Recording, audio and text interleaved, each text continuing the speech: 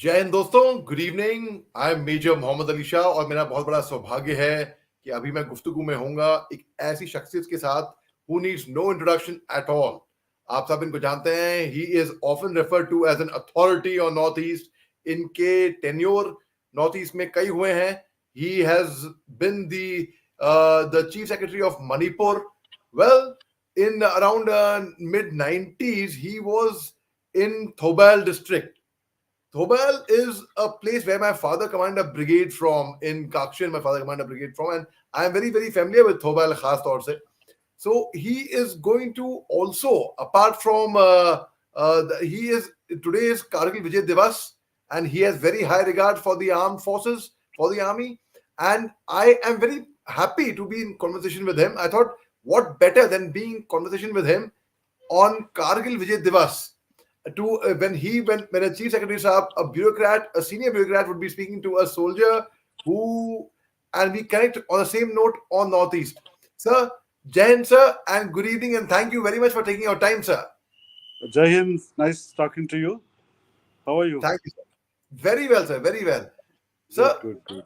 Yeah, Sir, today is Kargil Vijay Divas, and we lost a lot of brave hearts, a lot of young men, a lot of young soldiers during the Kargil war. And of course, I mean, as they say, martyrs are brave. There's no doubt about that fact. The families are the bravest. So today, I was in conversation with again a braveheart, a fallen hero's family from Northeast, from Nagaland, Captain Mahavir Chakra, Captain Kangaroo's family. And we have seen a lot yeah. of bloodshed happening even in Manipur, in fact, and you know Manipur very well. So, what, according to you, could be the way forward to establish peace over there, sir?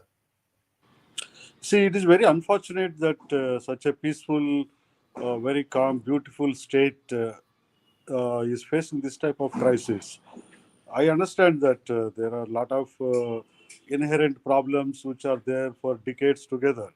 But this type of violence we never expected. You see, the amount of mistrust that has grown between the two communities is growing day by day. This problem would have been tackled in the first 1 week itself. Now, as the time is passing, the goalposts are changing, the actors are changing, so the dynamics are changing. The solution which we could search is drifting away from time to time. I think the first priority is that the violence should be stopped. The demands, the political demands from both the communities need to be addressed, but that should be addressed little later. But for the time being, the innocent people, thousands and thousands of innocent people are suffering.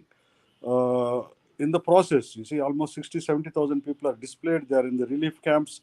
And I understand normally how the relief camps are run. In the initial 1 week, 2 weeks, you will give full attention. As the time passes, the amount of attention given to the people in the relief camps slowly goes down, and people started suffering. So it is high time that we should find a solution. Both the communities need to be brought together to the table for a discussion for peace. I'm not talking about the political demands. I'm talking about stopping the violence first. So for this, we need to bring both the parties together to a common understanding and a common table.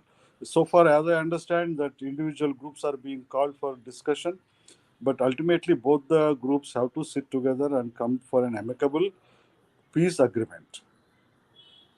Very well said by you, sir. You are 100% right, sir. You're 100% right over there. Sir, tell us about how was your experience in Manipur overall? And as we have discussed over the phone, they are beautiful people. They are very large-hearted people, very cultured society. So, we'd like to share something very nice from there. I mean, whatever you wish to share from there. A small anecdote of yours, anything. No, it's beautiful. Actually, I almost served 34 years in Manipur, and I was chief secretary between 2018 and 2020. And I was also home secretary for almost 10 years from 2010 to 2020 till I retired. Now, see, Manipur people are most peace loving, and unfortunately, emotional factor is very high. See, if the people try to play with the emotions of the people, this is what the result will be.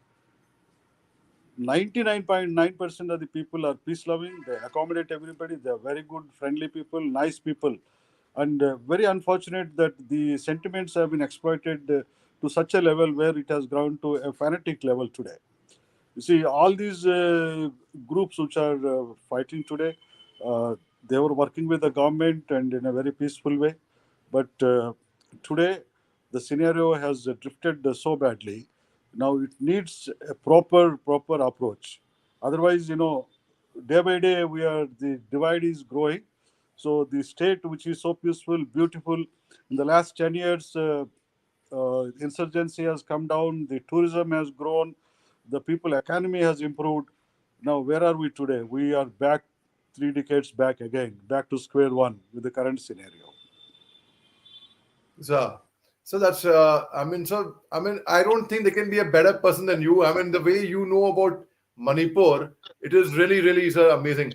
So, any message you would like to give to our soldiers who are away from their families, who are there, just like we had today, what better day than today, in Kargil Vijay Divas, to send a message out to our brave hearts. So I salute all the brave soldiers who sacrifice their lives. You see, many people doesn't understand the hardship that the soldiers face. See, they sacrifice their lives for the sake of country. They stay away from their families years together. If they're serving 20 years, almost 18 years of their life, they must be living away from their families.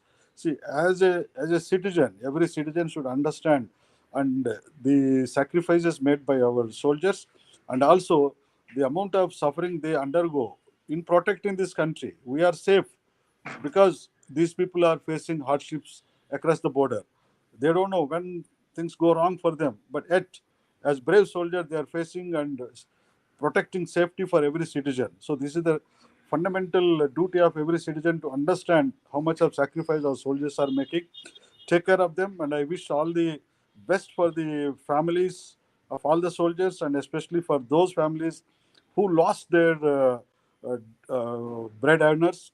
And I wish success for all the children of these people who sacrifice their lives and for their families in all their endeavors in future. May God bless all of them. Sir, thank you, sir. Sir, and one last question before we let you go, sir. Sir, today whole everyone is praying for peace in Manipur at any cost. As like you rightly said, very, very maturely said by you, sir, that first dialogue should start. The should get go down with the weapons and firing and violence and arson and all that should stop completely and dialogue should start. Today, the whole country is actually praying for Manipur. I hope they are people who are not affected. Also, I hope they are because we are very, very badly affected. So today I saw a very interesting small clipping where from Andhra Pradesh where they've appealed for peace in Manipur. In fact, I wonder if you saw that. It's a very, very nice music video. And if you saw it at all, what is your thought on it, sir? You see, everybody is upset with what has happened in Manipur. You see, the information that about the incident that happened in Manipur is now viral in all the states, in all the social media groups. Now, but the issue is that the emotions are so high across everybody. Anybody who saw those videos will definitely behave like this only.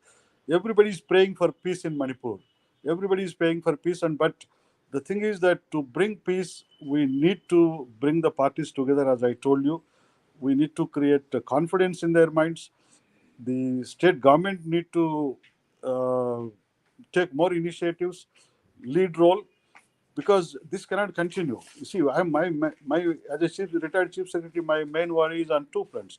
One is the current crisis which is going on, and the long-term repercussions that we are going to face. You see, more than 4,000 weapons and 6.5 lakhs ammunition has been taken away from the police custody. So these are all in the civilian hands. So the insurgency in Manipur, both valley and hills, which has been contained to a great extent, is likely to resurge, and these weapons which are floating in the civil society are very dangerous. And secondly, the economy that is being getting ruined need to be uh, returned back, because the livelihood has been lost for thousands and thousands of families today in Manipur. So ultimately, at the end of the day, we have many people are aware that the Chinese play a major role in the insurgency across the border, and Manipur is been a victim for this. And now let's not give room for all this. So the national security is a big issue which need to be looked into. And I think apart from the current law and order, the national security issues need to be addressed both by the central government and the state government as early as possible. Right, sir. Sir, thank you so much, sir. And just totally last question before we let you go, sir. Who do you think, as per your perception, because you had a very good experience and knowledge and everything about Northeast, especially even when you were Home Secretary, sir. The Assam Rifles, the director, DG Home Assam Rifles he would be reporting into you, in fact, incidentally, sir. And of course, Chief Secretary of Manipur, sir. Who do you think could be a good party for peace breaking in Manipur, sir? You see, I cannot say specifically any particular person, but he should be somebody who is acceptable to Kukis, Maites, as well as Nagas. See, in the long run, when you are trying to solve the problem of Maite and Kuki, the Naga issue also will come up. It's not so simple that the issues of Kukis and Maites could be settled without taking into consideration of the demands of the Nagas and their concerns also. So all the three communities need to have confidence in the person who is going to negotiate. They should trust, and the person who is being deployed should have certain mandate from the state and the central governments to negotiate, and then only it is possible. Because everybody is looking for some solution, but the solution is not so easy when the violence is going on. See, one solution given to one particular community should not trigger the crisis for other community.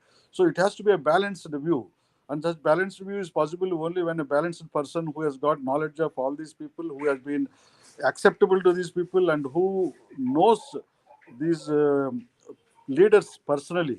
So then only it is possible, because faith and trust is more important.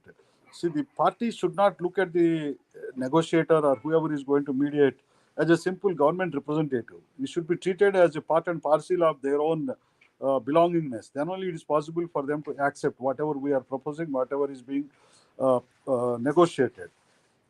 That is how we should look at it. So the time is ripe that Sir, thank you so much. I consideration. think the network, or you got a call perhaps. Yes, sir. Yeah. So what I'm trying to say is that it is time that we should look at the immediate solution. We should also look at the long-term solution to these problems.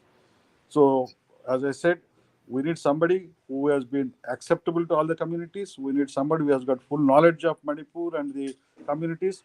And we should also have somebody who has been given the authority to negotiate and bring peace. Sir. Sir, thank you so much for these wonderful pearls of wisdom, sir, and these words, Jain, sir. And I really, really learned. It's always a great education speaking to you, sir. Thank you very much, sir. Jain, sir. Welcome. Thank you so much. Take care. God bless you. Thank you, sir. Good night, sir. Good night. Good night.